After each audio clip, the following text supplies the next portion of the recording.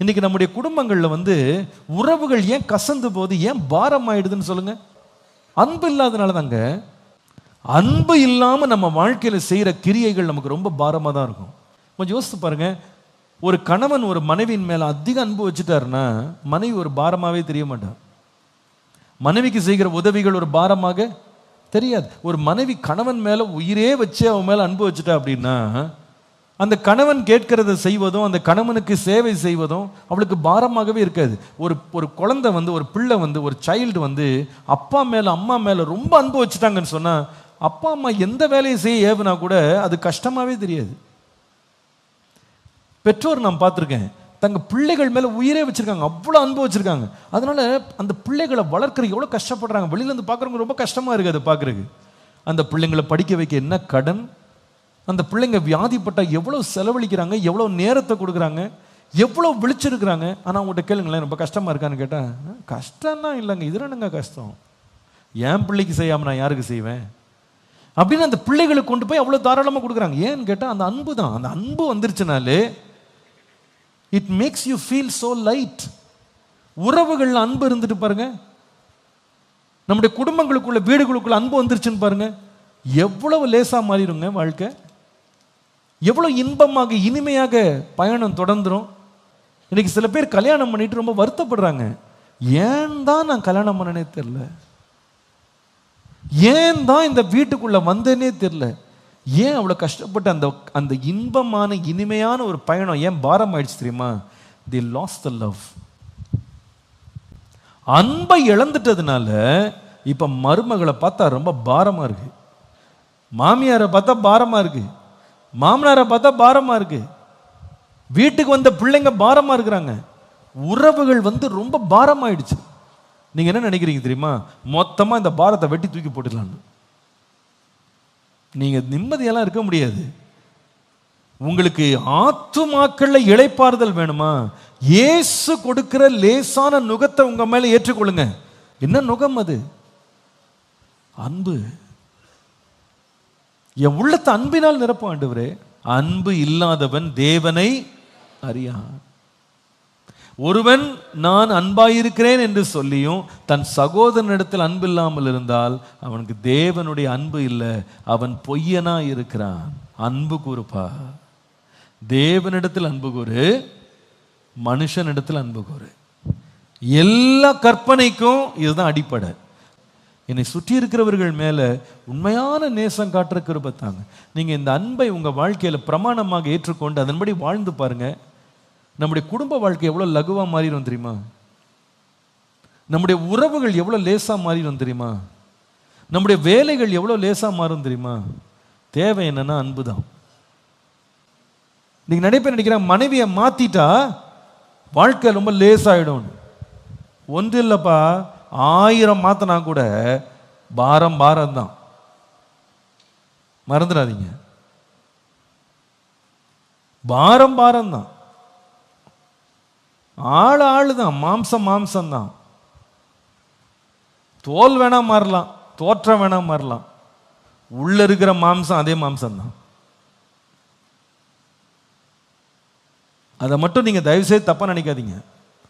எனக்கு இதுல இருந்து ஒரு விடுப்பு கிடைச்சா நான் ஃப்ரீ ஆயிடுவேன். இல்ல இல்ல, நீங்க ஒன்னே ஒண்ணுக்கு ஜெபம் பண்ணுங்க. ஆண்டவரே, இவ்வளவு தூரம் இது என் மேல பாரமா மாறினதுக்கு அன்பற்ற ஒரு வாழ்க்கையில போட்டு நான் முன்னால போயிட்டு இருக்கேன், என் இருதயத்தை எதனால் நிரப்பும்? அன்பு தாங்க. இயேசு கிறிஸ்துவின் அன்பு எவ்வளவு நம்மளை நிரப்புதோ நம்ம அவ்வளவு லேசா இருப்போம். அப்பா சில தடவை அந்த ஒரு சில சம்பவங்கள் சொல்லுவாங்க. ஒரு வீட்டில் ஒரு மகள் தன்னுடைய பெற்றோர் வருகிறாங்க அப்படின்னும் போது அவளுடைய இருதயம் அன்பினால் பொங்கிருது. அப்போ அவளுடைய பலவீனத்தை மறந்துடுறா, அவளுடைய கஷ்டத்தை மறந்துடுறா, மடன்னு பல வகைகளை சமைச்சு போடுறதுல கூட அவள் களைப்பே ஆக மாட்டேங்கிறா, எல்லாத்தையும் சந்தோஷமா செஞ்சு போடுறா. ஆனா அதே வேளையில் அவருடைய கணவருடைய வீட்டார் வர்றாங்க. அப்பா சொல்லுவாங்க, இன்ஸ்டன்ட் தலைவலி வந்துடும், இன்ஸ்டன்ட் வயிற்று வலி வந்துடும், கையும் ஓடாது காலும் ஓடாது, ஹோட்டல்ல வாங்கி கொடுத்துருங்க. ஏன் அப்படி சொன்னாங்க? அதே மாமியார் அதே மாமனார்ட்ட ஒரு அன்பான உறவு இருக்குன்னு வச்சுக்கிடுங்களேன், நான் எத்தனையோ குடும்பங்களை பார்த்துருக்கேன். அந்த மாதிரி ஒரு அன்பான உறவு இருந்தா கையும் வலிக்காது, காலும் வலிக்காது. அன்பு தாங்க தேவை. அன்பு. இயேசு கிறிஸ்துவின் அன்பினால் நம்முடைய உள்ளத்தை நிரப்பணும் ஆண்டவரேன்னு கேளுங்க. வேதம் சொல்லுது, அன்பு சகலத்தையும் தாங்கும், சகலத்தையும் சகிக்கும். சகலத்தையும் தாங்கும். அன்பை போல நம்மை லகுவாக்குறது ஒன்றும் இல்லை. ஏன் தெரியுமா? அது கிறிஸ்துவின் பிரமாணம். கிறிஸ்துவின் பிரமாணம். ஊழியம் கூட எடுத்துக்கிடுங்க, அது லகுவா இருக்கணுமா, லேசா இருக்கணுமா? ஒன்னே ஒன்று தாங்க, நல்ல ஹெல்த் இருக்கிறதுனால இல்லை. நான் பார்த்துட்டேன், இதை நல்ல ஹெல்த்னால கிடையாது, உற்சாகம் இருக்கிறதுனாலாம் கிடையாது, அன்பு தாங்க. தேவன் மேல் ஒருவனுக்கு ஆழமான அன்பு இருந்துருச்சுன்னா எவ்வளவும் ஓடுறது அவனுக்கு கஷ்டமாவே இருக்காது, எவ்வளவும் செய்யறது அவனுக்கு கஷ்டமாவே இருக்காது, ஒரு பாரமாவே தெரியாது, அது ஒரு டயர்ட்னஸே வராது. ஏன்னா I am filled with the love of Jesus. அதனால தானே பவுல் சொல்லுவார், இயேசு கிறிஸ்துவின் அன்பை விட்டு எங்களை யாராவது பிரிக்க முடியுமா? உயர்வோ தாழ்வோ, துன்பமோ வியாகுலமோ, பசியோ பட்னியோ, அதெல்லாம் ஒன்று எங்களை சேதப்படுத்தாது. ஏன்னா எங்கள் ஹார்ட் வந்து ஃபுல்லாக ஆண்டவரோட அன்பினால் நிறைஞ்சிருக்கு. இன்றைக்கு காலையில், ஆண்டவரே நான் வருத்தத்தோடு வாழ்கிறேன், எப்படி இந்த வருத்தத்திலிருந்து நான் இளைப்பாறுதலுக்கு போகிறது? ஒரே ஒரு காரியம்தான், என்னுடைய நுகத்தை சுமந்து கொள்ளுங்க, என்னுடைய நுகத்தை ஏற்றுக்கொள்ளுங்க. என் நுகம் ரொம்ப லேசானது. தேவன் கொடுக்கிற நுகமும் தேவன் கொடுக்கிற பாரமும் என்ன என்று கேட்டா, உங்களுக்கு ஒரு புதிய பிரமாணத்தை நான் தர்றேன். மோசேயின் பிரமாணம் சுமக்க கூடாது இருந்தது, நம்முடைய பிதாக்களும் சுமக்க முடியல, நம்மாலே சுமக்க முடியல. இந்த பாரத்தை எல்லாம் இயேசு தன்மேல் சிலுவையில் ஏற்றுக்கொண்டார்.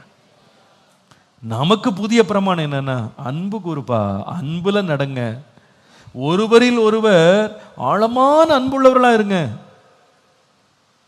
அந்த அன்பு லேசான நுகத்தை கொடுக்கும். இந்த கர்த்தர் நம்முடைய இருதயங்களுக்குள்ள அந்த அன்பை தருவாராக. இந்த காலையில், ஆண்டவரே அந்த அன்பினால் என் உள்ளத்தை நிரப்புங்கன்னு கேளுங்க. தேவ அன்பு எனக்குள்ள ஊற்றப்படட்டும். இயேசு கிறிஸ்துவின் அன்பு பரிசுத்த ஆவியினாலே நமக்குள்ளே ஊற்றப்பட்டிருக்கிறபடியால் ஊற்றப்படட்டும். ஆண்டவரே அந்த அன்பினால் என்னை நிரப்பும். அன்புதான் பிரதானம், அதனால என்னை நிரப்புங்க ஆண்டவரே. எத்தனை பேர் கர்த்தர்ட்ட கேட்க விரும்புறீங்க? அப்படியே ஒரு நிமிஷம் ரெண்டு கையை உயர்த்தி சொல்லுங்க, இயேசுவே உம்முடைய லேசான பாரமாகிய அன்பினால், அந்த அன்பின் கற்பனையினால் என்னை நிரப்பும்னு கேளுங்க. ஓ ஹல்லேலூயா. உம்முடைய அன்பு என்னை நெருக்கி ஏவட்டும் ஆண்டவரே. தேவனிடத்திலே அன்பு, மனுஷரிடத்திலே அன்புள்ளவனாய், அன்புள்ளவளாய் என்னை மாற்றுங்க. என் வீட்டில், குடும்பத்தில், உறவுகளில், ஊழியத்தில், எந்த இடத்துக்கு நான் போனாலும் அன்பினால் நிறைந்த ஒரு வாழ்வை எனக்கு தாங்க ஆண்டவரே. Thank you Jesus, thank you Jesus. கர்த்தர் நல்லவர்.